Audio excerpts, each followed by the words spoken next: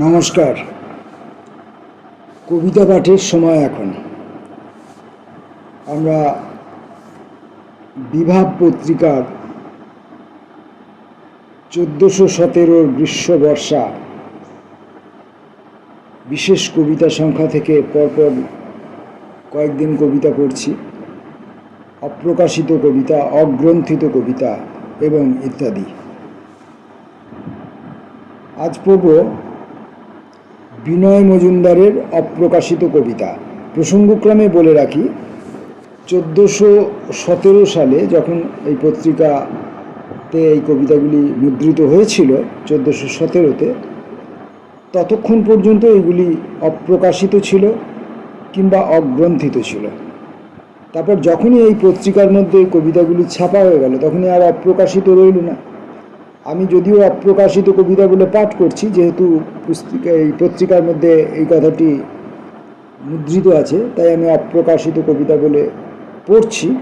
কিন্তু এই কবিতাগুলি আর অপ্রকাশিত রইল না বিভাব পত্রিকায় প্রকাশিত হয়ে যাওয়ার সঙ্গে সঙ্গে।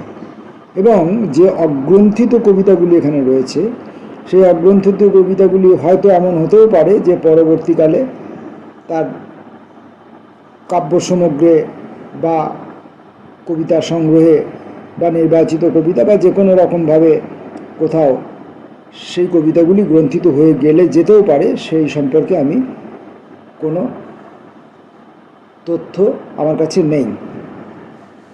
এখন বিনয় মজুমদারের দুটো অপ্রকাশিত কবিতা পড়ব। প্রথম কবিতাটির নাম সুপুরি গাছের গোড়া। সুপুরি গাছের গোড়া ধূসর রঙের, তার মানে সুপুরি গাছের থেকে ধূসর আলোক এসে আমার নয়নে পড়ে।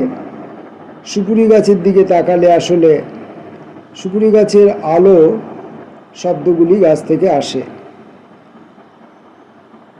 সুপুরি গাছের দিকে তাকালে আসলে সুপুরি গাছের আলো, এই শব্দগুলি আর কি, সুপুরি গাছের আলো শব্দগুলি গাছ থেকে আসে। এইভাবে আরও নানা শব্দ আসে সুপুরি তরুতে। সুপুরি তরুর থেকে সেই সব শব্দ আসে সুপুরি গাছের মধ্য থেকে। সুপুরি তরুর থেকে সেই সব শব্দ আসে সুপুরি গাছের মধ্য থেকে। তার মানে এই সব সুপুরির গাছগুলি ভাবতেও পারে নিজের ভিতরকার শব্দগুলি সাজিয়ে সাজিয়ে, অর্থাৎ আমরা যাই দেখি তাই চিন্তা করে ভাবে, আমরা যাই দেখি তাই চিন্তা করে ভাবে। সুপুরি তরুর থেকে সেই সব শব্দগুলি আসে সুপুরি গাছের মধ্য থেকে। তার মানে এই সব সুপুরির গাছগুলি ভাবতেও পারে নিজের ভিতরকার শব্দগুলি সাজিয়ে সাজিয়ে, অর্থাৎ আমরা যাই দেখি তাই চিন্তা করে ভাবে। সুপুরি গাছ নিজেও আমাদের সম্পর্কে, আমরা যেমন সুপুরি গাছকে নিয়ে ভাবছি, কবি যেমন ভাবছেন, সুপুরি গাছ নিজেও হয়তো কবিকে নিয়ে বা আমাদেরকে নিয়ে ভাবছে। পরবর্তী আরেকটি কবিতা পৃথিবীর। পৃথিবীর সকলেই জানে নাকি হিন্দুর বিবাহিতা মেয়েদের কপালেই সিন্দুর। সিন্দুর বানানটা দুরকমভাবে লেখা আছে, একটি আছে হর্ষৌকার দিয়ে, আর পাশে ব্র্যাকেটের মধ্যে লেখা আছে দীর্ঘকার দিয়ে সিন্দুর। আমি ভাবি ধীরে ধীরে, দেখে মনে হয় কি রে পুড়ে গেছে কপালেই 16 কলা ইন্দুর। পৃথিবীর সকলেই জানে নাকি হিন্দুর বিবাহিতা মেয়েদের কপালেই সিন্দুর। আমি ভাবি ধীরে ধীরে, দেখে মনে হয় কি রে পুড়ে গেছে কপালেই 16 কলা ইন্দুর। কবিতা দুটি কার্তিক মোদকের সৌজন্যে প্রাপ্ত, বানান ও জ্যোতিচিহ্ন অপরিবর্তিত।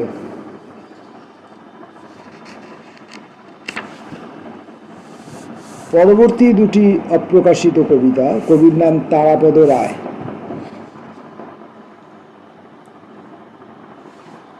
এক নম্বর, ইনকিলাব আর বন্দে মাতরম, আল্লাহু আকবর। পালা বদলের দিন এসে গেছে গল্প শুনে শুনে। ঠাকুমা দিদিমা কবে বুড়ি হয়ে গেছে, আজও পালা বদলের দিন, বুদ্ধমূর্তি, রাজা, কাঙাল। যৌবনের দিনগুলি ফুলের পাপড়ির মতো ছড়াতে ছড়াতে রাজকন্যা কি যে কয় মনে, শুধুই প্রতীক্ষা কার জন্যে কেউ কি জানে? নকশাল বাড়ি থেকে নন্দীগ্রাম, শুধুই রাম মন্দির।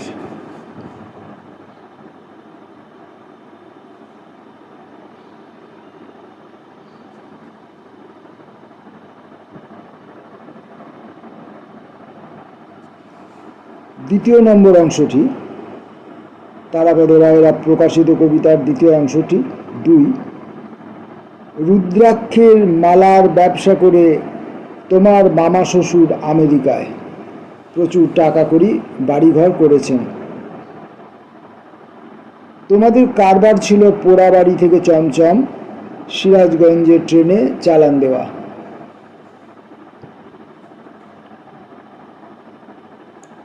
প্রয়াণের কয়েকদিন আগে হাসপাতালে শুয়ে ডায়েরিতে লিখেছিলেন কবিতা দুটি তারাপদ রায়।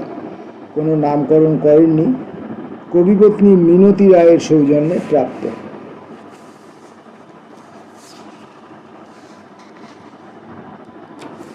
এরপর আজকের মতো শেষ অপ্রকাশিত কবিতা পড়ব, বীরেন্দ্রনাথ রক্ষিতের 3টি কবিতা। এই কবিতাগুলিরও কোনো নামকরণ নেই। বীরেন্দ্রনাথ রক্ষিত, বীরেন্দ্রনাথ রক্ষিতের অপ্রকাশিত কবিতা। 1 নম্বর, মন কিসে পড়ে জানি মনে মনে, অন্তঃকরণে অমনি সলতেটুকু সবসময় চিমনি ঘেরা ধ্যান। মন কিসে পড়ে জানি মনে মনে, অন্তঃকরণে অমনি সলতেটুকু সবসময় চিমনি ঘেরা ধ্যান, চিমনি ঘেরা ধ্যান। যে ধ্যানে রয়েছে তার ধান চাল খুদকুড়োগুলি মেপে রেখেছ কি?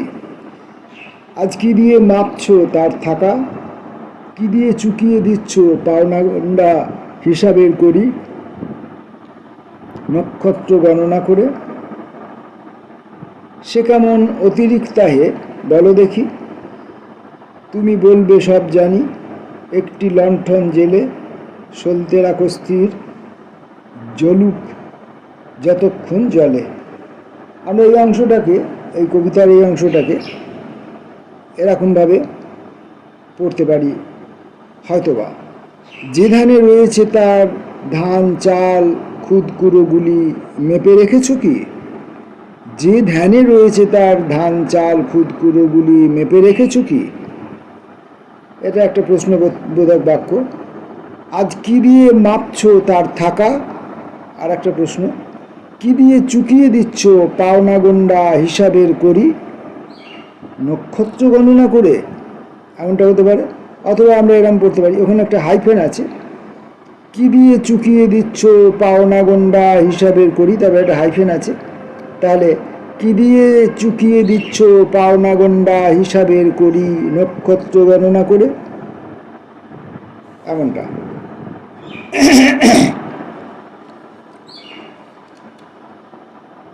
সে কেমন অতিরিক্তাহে বলো দেখি? তুমি বলবে সব জানি, একটি লণ্ঠন জেলে সলতে রাখো স্থির, জ্বলুক যতক্ষণ জলে। জলে না, অনেকক্ষণ নিভে গেছে দিক চরাচর, তবু মন পড়ে ঠিক পুড়ছে যে কোথায় ইন্ধন। মনে মনে ভাবি সেই চিমনি সলতে কি অজ্ঞান পড়ে আছে ভুঁয়ে, কিন্তু মন তবু জ্বলে উঠল যে। জ্বলেছে চলেছে মন যেখানে চিমনি ঘেরা ধ্যান, যেখানে শরীরে মনে সলতে স্থির অন্তঃকরণে। এই কবিতাটির রচনাকাল 16 এপ্রিল 2001 সালে কল্যাণীতে। 2 নম্বর কবিতাটি, বলবার কথাটি যদি জোর দিয়ে বলি ক্ষুণ্ণ হবে। বলবার কথাটি যদি জোর দিয়ে বলি ক্ষুণ্ণ হবে, যে মৌন প্রতিবাদের তা তোমারও একান্ত স্বকীয়, সেক্ষেত্রে আমার গলা চড়া একটু রাগ ঝালো রবে। যদিও বসন্তকাল, কথাবার্তা স্পষ্ট ও অপ্রিয় হতে পারে। নিজ গুণে শূন্য স্থান পূর্ণ করে নিও। আসলে অনুপস্থিত মানুষের কথা কি সৌরভে চলে? যতদূর জানি কথা ও সুরের প্রকৃতিও মিলন বিরহ স্থলে 3-4টি ডট ব্যাস হবে।